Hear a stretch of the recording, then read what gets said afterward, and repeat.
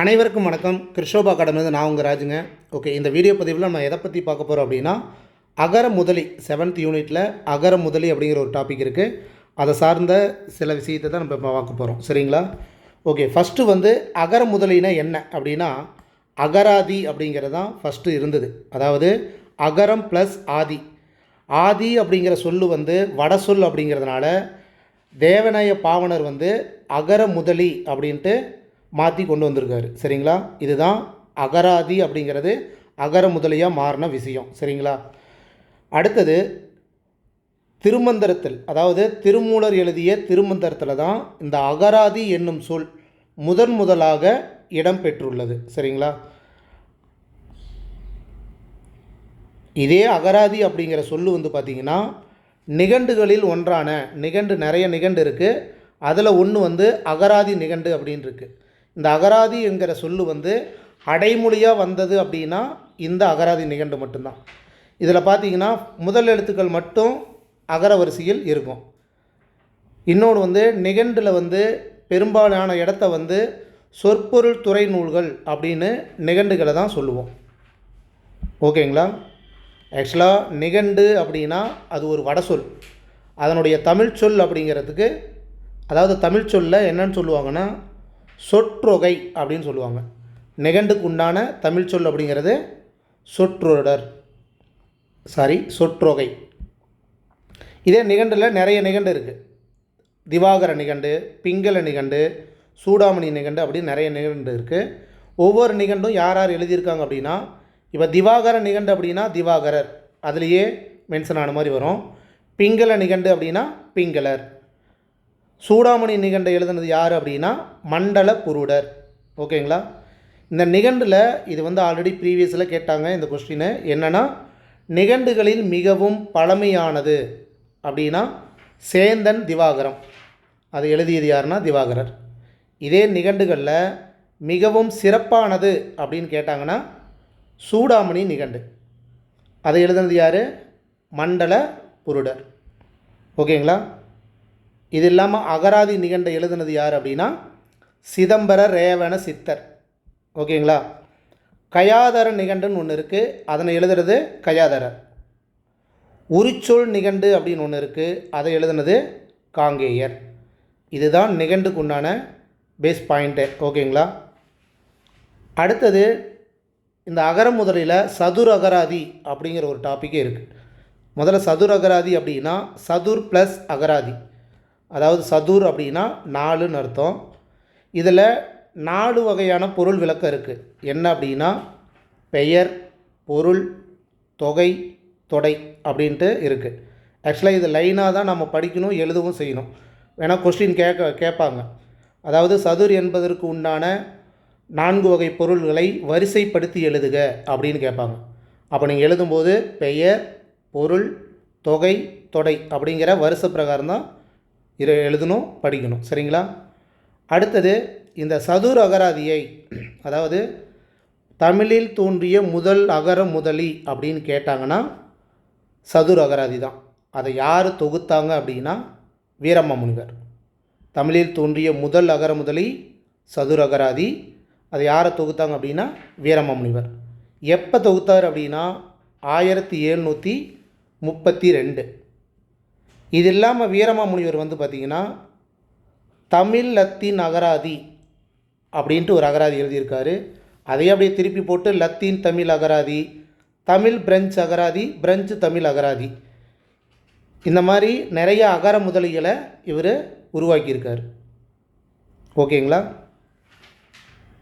அடுத்தது இது இல்லாமல் பிற அகர முதலிகள் இருக்குது அப்படின்னா கொஞ்சம் கவனமாக பாருங்கள். தமிழ் அகராதி அப்படிங்கிறத வெளியிட்டது யார் அப்படின்னா லெவி ஸ்பால்டிஸ்.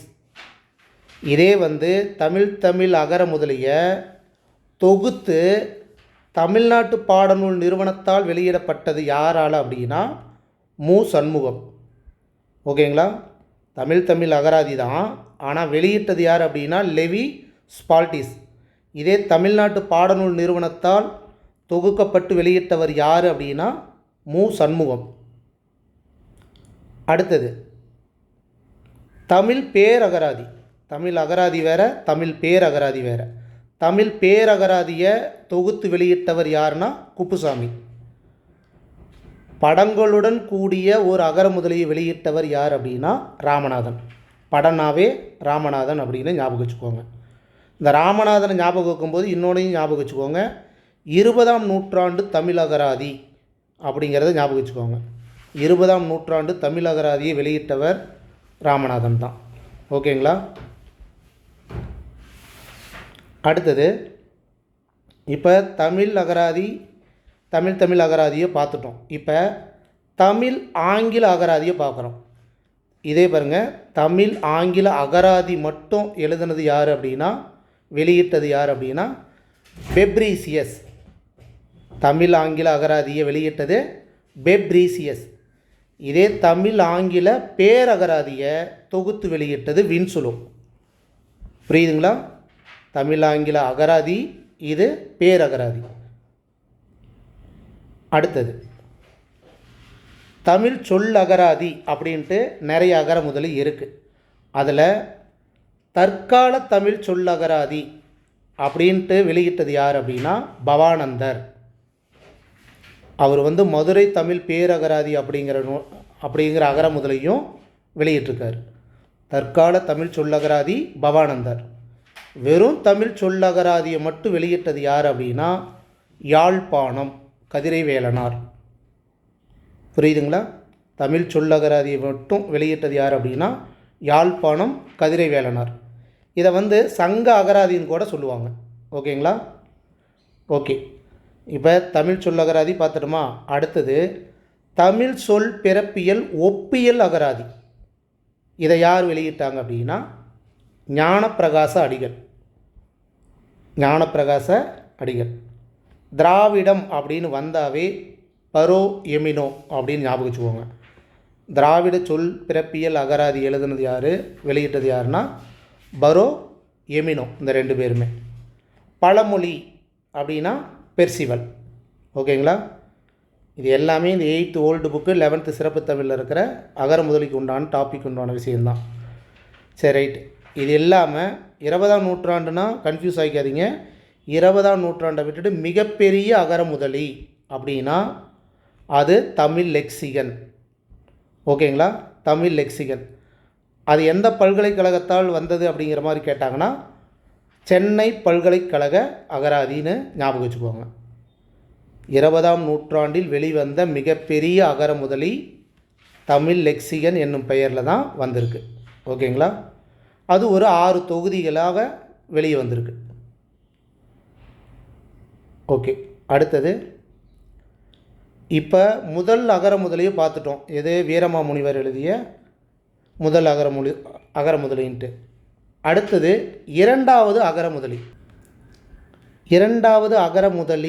அதை யார் வெளியே கொண்டு வந்தாங்க அப்படின்னா தேவநேய பாவனர்.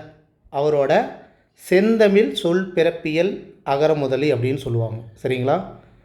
முதல் அகரமுதலி வீரமாமுனிவர், இரண்டாவது அகரமுதலி தேவநேய பாவனர். இது 2 தொகுதியாக வெளியே வந்திருக்கு. ஒன்று 1985, ரெண்டாவது தொகுதி 1993.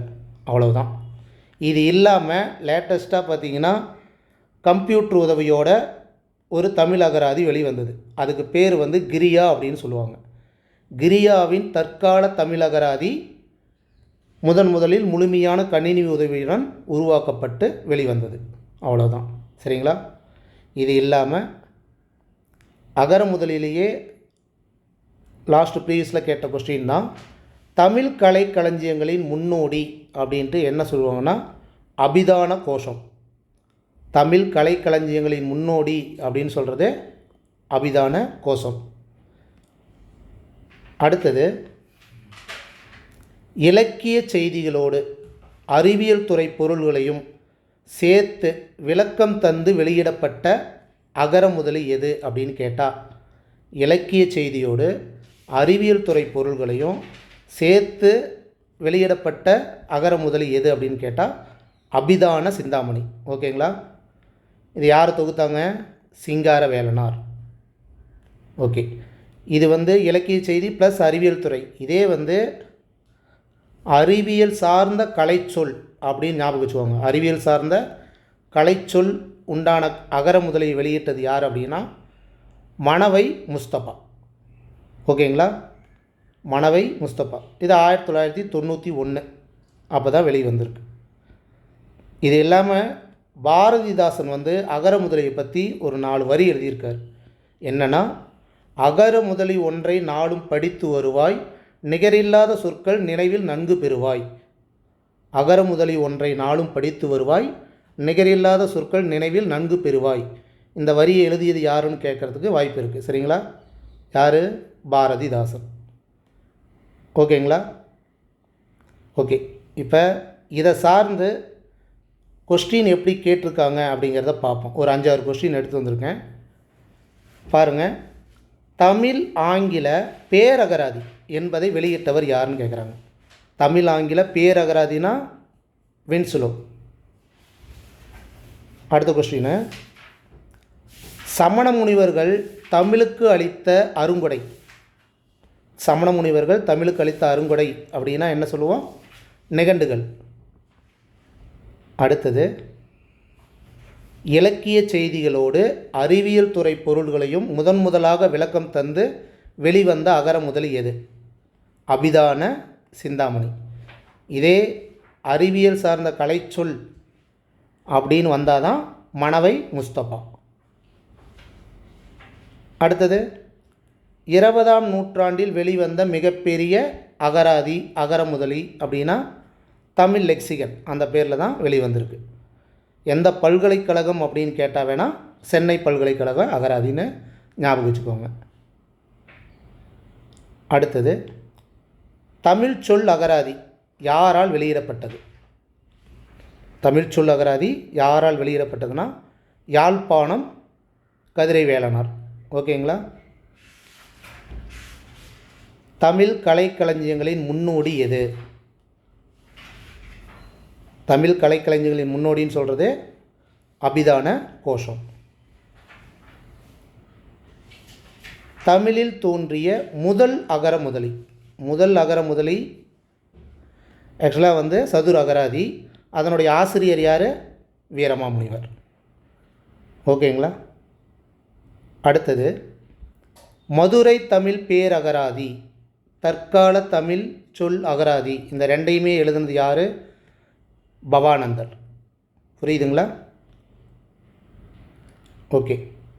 மன்னிப்பு அப்படிங்கிறது உருது சொல், பொறுத்து கொள்கை என்பது அதனுடைய தமிழ் சொல் அப்படின்னு சொன்னவர் யார் அப்படின்னா தேவநேய பாவனர்.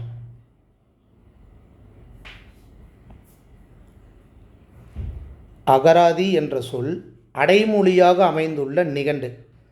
இப்போ பார்த்தோம் இல்லையா, அகராதி நிகண்டில் தான் இந்த சொல் வந்து அடைமொழியாக வந்திருக்கு அப்படின்ட்டு. அப்போ அகராதி என்ற சொல் அடைமொழியாக அமைந்துள்ள நிகண்டுனா அகராதி நிகண்டு. நிகண்டுகள்லேயே சிறப்பானது பழமையானதுன்னு பார்த்தோம். நிகண்டுகளில் சிறப்பானது எது? சூடாமணி நிகண்டு. இதே பழசு அப்படின்னு கேட்டாங்கன்னா சேந்தன் திவாகரம். ஓகே. அடுத்த கொஸ்டின், தமிழ் பேரகராதி யாரால் வெளியிடப்பட்டது? தமிழ் பேரகராதி குப்புசாமி. ஓகேங்களா? தமிழில் சதுர் அகராதி என்னும் முதலியை வெளியிட்டவர் யார்? அதான் முதலில் அகர முதலை வெளியிட்டவர் யார் அப்படிங்கிற மாதிரி கேட்டிருக்காங்க. யார்? வீரமாமுனிவர். ஓகேங்களா? ஓகேங்க. இதுதான் இந்த அகர முதலைக்கு உண்டான 8th ஓல்டு புக்கில் இருக்கிறது ப்ளஸ் 11th சிறப்பு தமிழில் இருக்கிற உண்டான தகவல். இந்த வீடியோ பதிவு ஒரு தடவைக்கு 2 தடவை பார்த்தீங்க அப்படின்னா உங்களுக்கு கண்டிப்பாக புரியுங்கிற நம்பிக்கையோட மீண்டும் அடுத்த வீடியோ பதிவோடு உங்களை மீட் பண்ணுறேன். இத்துடன் கிருஷோபா அகாடமிலேருந்து நான் உங்கள் ராஜு. தேங்க்யூ.